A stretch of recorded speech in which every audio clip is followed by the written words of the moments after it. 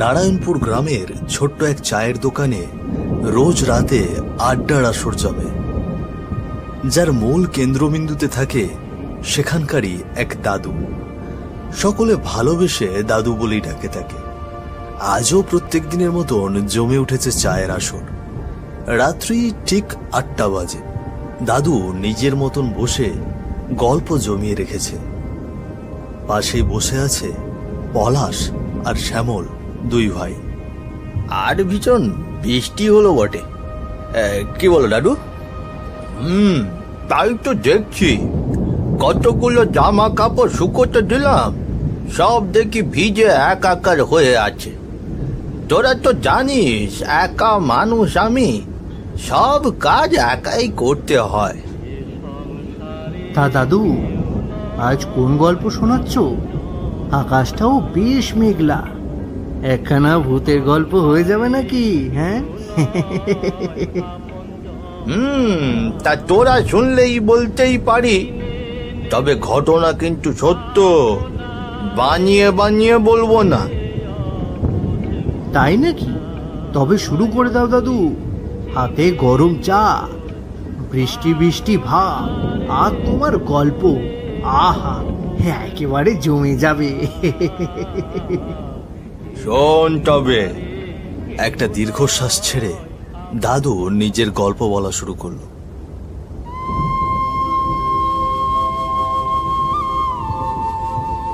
না, সারাদিন পার হয়ে যাচ্ছে, একজন চুল কাটতে এলো না। হ্যাঁ, এই হয়েছে আরেক জ্বালা। দিনে রাতে যখন খুশি তখন বৃষ্টি শুরু হচ্ছে। এই বর্ষাকাল এলেই আমার খদ্দের একেবারে কমে যায়। না, আজ বোধহয় আর কোনো খদ্দের আসবে না। বিকেল গড়িয়ে সন্ধ্যা নামতে শুরু করেছে। এমন সময় এক এক করে 4 জন এলো যোগুর দোকানে চুল কাটতে। এটা দেখে যোগু ভীষণ অবাক হলো। শুনছো ভাই, চুলটা একটু ছাটাতে এলাম। আগে এসেছি তাই আগে আমার কাজ সারবে। হ্যাঁ, আর আমি তারপরে। আরে আমার একটু তাড়া আছে মশাই, বুঝলে তো, আমাকে কিন্তু তারপরে দিতে হবে। আমি আছি, শিগগিরই হাত চালাও। আরে হ্যাঁ, সবারই চুল কাটবো। এক এক করে চেয়ারে বসে পড়ুন। তা এত দেরি করে এলেন কেন? বিকেল গড়িয়ে সন্ধে নেমে আসছে যে। আর কি বলি ভাই, সারাদিন যা বৃষ্টির অবস্থা, এখন নামে কি আর তখন নামে, বুঝলে তো? হ্যাঁ বুঝেছি, বসুন, কাটছি।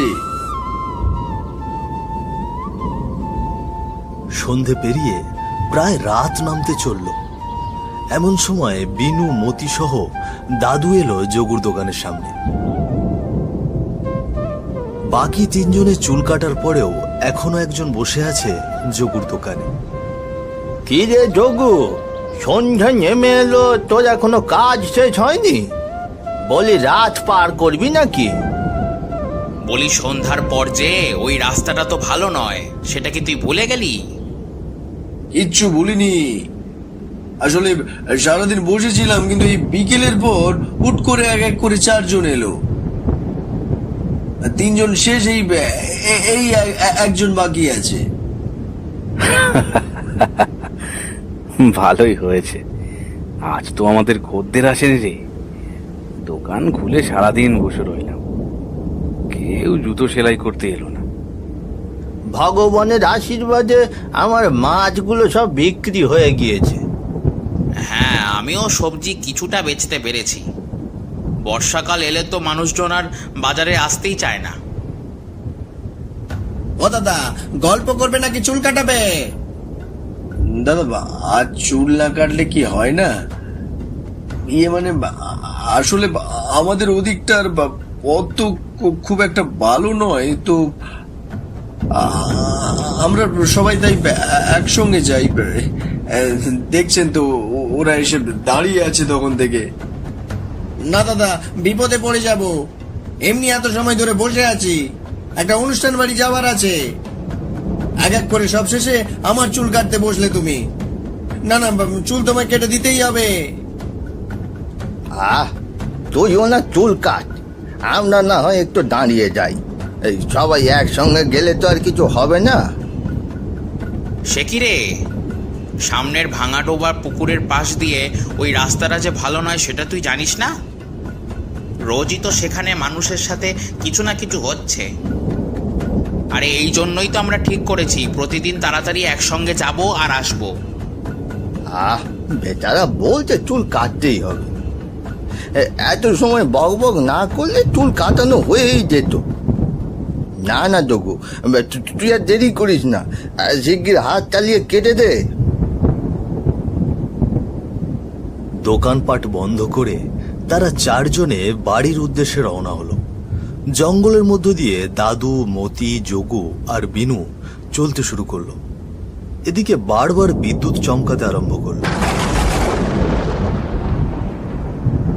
হুট করেই মুষলধারে বৃষ্টি শুরু হয়ে গেল। এই যা, আবার বৃষ্টি শুরু হয়ে গেল যে। এই রে, এবার কি হবে? আমি তো ছাতা আনিনি। এই তোরা কেউ ছাতা আনিসনি? ছাতা? ওসবের দাম জানিস? আমার মতো ছাপোষা মানুষ কি আর ওসব ব্যবহার করে? আমার কাছে অবশ্য একখানা পুরনো আছে, তবে নিয়ে আসতেই তো ভুলে গেলাম।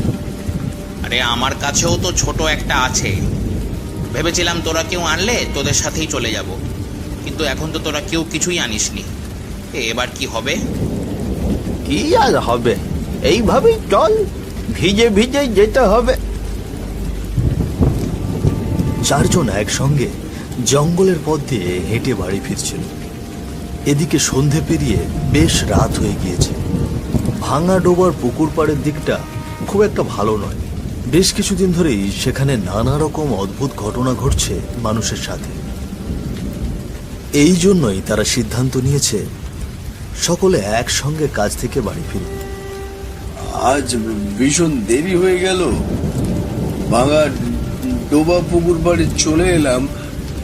তোরা সবাই সাবধানে চল, বলা তো যায় না কখন কোন বিপদ এসে আবার হাজির হয়। সবাই তাড়াতাড়ি পা চালা। বাবারে বাবা, এই ভাঙা ডোবাটা পার হতে পারলেই শান্তি। চালা চালা, শিগগিরই পা চালা। ভাঙা ডোবা পার করার পরেই কিছু দূরে গিয়ে বিনু তাদের সবাইকে থামতে বলে। একটা গাছের নিচে সবাই দাঁড়ায়। এই তোরা একটু থাম, দাঁড়া এখানে। কেন রে, মাঝ রাস্তায় আবার কি হলো? আরে আরে আবার কি হলো? না, আমাকে একটু ইয়ে করতে হবে। এক্ষুনি যাবো আর এক্ষুনি আসবো। তুই আর সময় পেলি না? যা যা, তাড়াতাড়ি যা, বেশি দেরি করবি না কিন্তু বিনু, শিগগিরই আসবি। এই তো তোরা দাঁড়া, আমি এক্ষুনি যাবো, আবার এক্ষুনি ফিরে আসবো। বিনু সেখান থেকে চলে গেল। মতি, যোগু আর দাদু তিনজনে দাঁড়িয়ে রইল সেই গাছতলায়। দেখতে দেখতে বেশ খানিকটা সময় পার হয়ে গেল। এদিকে বৃষ্টিও প্রায় থেমে গিয়েছে, কিন্তু বিনুর আসার আর কোনো খবর নেই। এটা দেখে ওরা তিনজন কিছুটা ঘাবড়ে গেল। এমনিতেই জায়গাটা খুব একটা বেশি ভালো নয়, তার মধ্যে তাদের একজন সঙ্গী গিয়ে আর ফেরত আসছে না দেখে তারা বেশ দুশ্চিন্তা করতে আরম্ভ করলো। কি ব্যাপার বলতো, বিনুটা গেল এখনো আসছে না কেন? আমারও তো চিন্তা হচ্ছে, আমাদের কি এখানেই দাঁড়িয়ে থাকাটা ঠিক হবে? তোরা এক কাজ কর, এখানে দাঁড়া, আমি বরং সামনে গিয়ে একটু দেখে আসি। এত সময় তো লাগবার কথা না। হ্যাঁ চল, আমিও তোর সাথেই যাব। এই যোগু, তুই এইখানে দাঁড়া, আমরা একটু আসছি। এই চল। হ্যাঁ চল। হ্যাঁ, আমাদের জিনিসপত্রগুলো এইখানে রেখে গেলাম। আমারগুলো এখানে রেখে গেলাম, দেখে রাখিস। এই বলে মতি আর দাদু দুইজনেই চলে গেল বিনু যেদিকে গিয়েছে সেই দিকে, আর যোগু দাঁড়িয়ে রইল সেই গাছতলায়। কিছু দূর এগিয়ে মতি আর দাদু দেখল বিনু রক্তাক্ত অবস্থায় মাটিতে মুখ থুবড়ে পড়ে আছে। তারা যেন আকাশ থেকে পড়লো এটা দেখে। বিনুর এই অবস্থা কিভাবে হলো সেটা তারা বুঝতে পারল না। হে হে ভগবান, এ কি কাণ্ড! এ বিনুর অবস্থা এরম কি করে হলো? আমি তো কিছুই বুঝতে পারছি না। তোল তোল, ওকে তোল। জ্ঞান আছে তো? না রে, এ দেখে তো মনে হচ্ছে জ্ঞান নেই। এইরকম রক্তাক্ত অবস্থায় ও এখানে কেন পড়ে আছে? সেসব পরে ভাবা যাবে, আগে ওকে নিয়ে চল। যত তাড়াতাড়ি সম্ভব এখান থেকে বেরিয়ে যেতে হবে। জায়গাটা একেই ভালো নয়, তার উপর এই অবস্থা। ওকে তাড়াতাড়ি কবিরাজ মশাইয়ের কাছে নিয়ে যেতে হবে। দাদু আর মতি দুজনেই বেশ কষ্ট করে বিনুকে তুলে নিয়ে আসতে লাগলো যোগুর কাছে। যত তাড়াতাড়ি সম্ভব তাদেরকে কবিরাজ মশাইয়ের কাছে নিয়ে যেতে হবে। কিন্তু এইখানে এসে ঘটলো আর এক অবাক করা ঘটনা। যেখানে যোগু দাঁড়িয়েছিল সেখানে আর সে নেই। এবার ভীষণ ঘাবড়ে গেল ওরা দুজন। যদি এখন যোগুর অবস্থা এইরকম হয় তবে কি করবে সেটাই ভাবছে তারা। এবার কি হবে?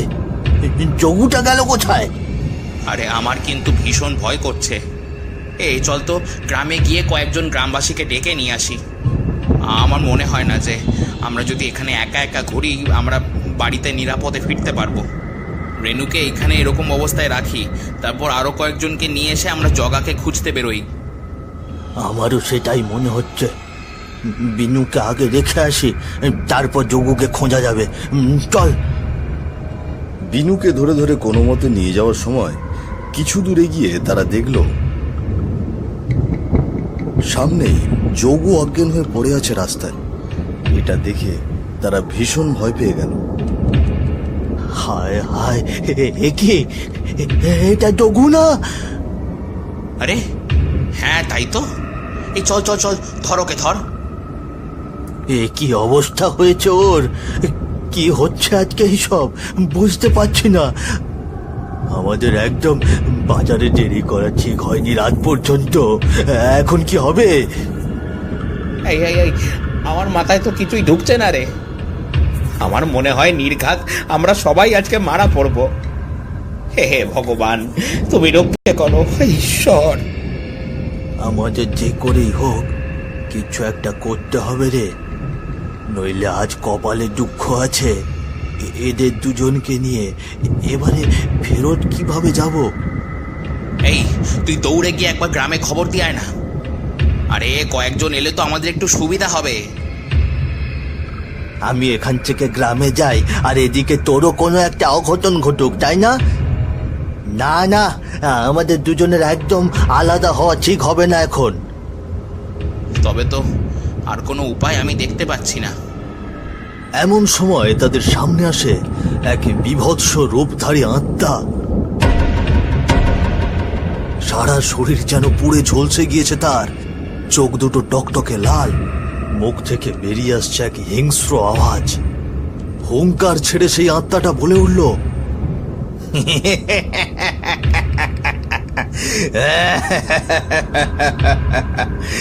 কি ভেবেছিল আমাকে মেরে পার পেয়ে যাবে? আমি বদলা নেব। আমার মৃত্যুর জন্য দায়ী একমাত্র রাম রাম রাম রাম রাম রাম। ও বাবা গো, এটা কি? দেখতে পাচ্ছিস না, এটা ভূত। এ আজকে আমাদের রক্ষে নেই। কি হবে কি হবে, হরি হরি হরি। না, তোদের আমি মারবো না। আমি মারবো শুধু এই নাপিত বেটাকে, এই যোগুকে। আমার মৃত্যুর জন্য ওই দায়ী। সে কি? এসব কি বলছো? আমি তো কিছুই বুঝতে পারছি না। শোন তবে। ও দাদা, একটু তাড়াতাড়ি করো না। বুঝতে পারছো না কেন? আমার দেরি হয়ে যাচ্ছে যে। এই গায়ের নিয়ম কি আপনি জানেন না? যে আগে চুলদাড়ি কামাতে আসবে তারটাই আগে করতে হবে। আপনি পরে এসেছেন, এখন আমি কি করতে পারি ভাই বলুন তো? আমাকে আজকে যে করেই হোক চুল কাটতে হবে যে। কাল যে আমার বিয়ে। হ্যাঁ, একটুখানি দাঁড়ান না বাবু, দেখছেন তো একজনের চুল কাটছি, ওর পর আপনারটা কাটবো।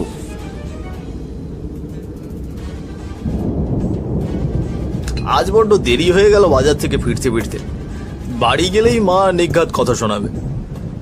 আর একটু আগে যদি চুলটা কেটে দিত তবে এতক্ষণে বাড়ি পৌঁছে যেতাম। ধুর, ভালো লাগে না। এমন সময় আচমকা আকাশ থেকে বাজ পড়ার শব্দ হলো। বাজটা পড়ল কানাইয়ের ওপরে। সমস্ত শরীর ঝলসে গেল তার। চিৎকার করে দাপাদাপি শুরু করতে লাগলো কানাই। যন্ত্রণা সহ্য করতে না পেরে ধীরে ধীরে মারা গেল সে। জল দাও, একটু কেউ একটু জল দাও।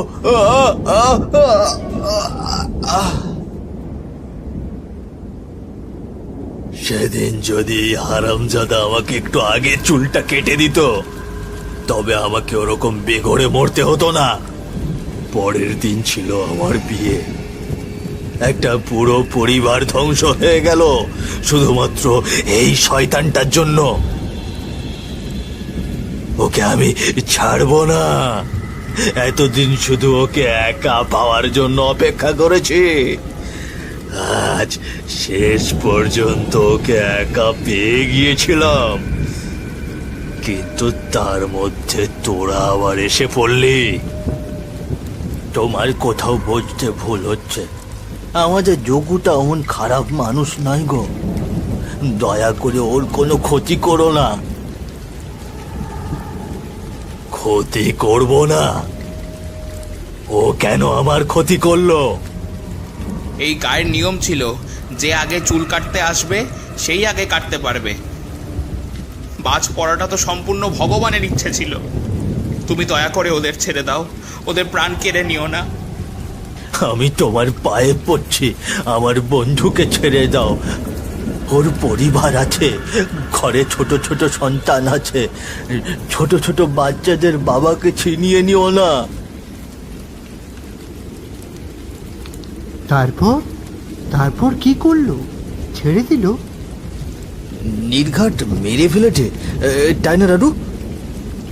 না, মারেনি।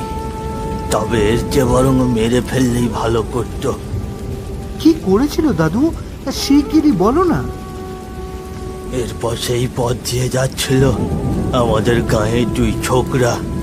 আমাদের চিৎকার শুনে তারা দুজন দৌড়ে এলো সেখানে।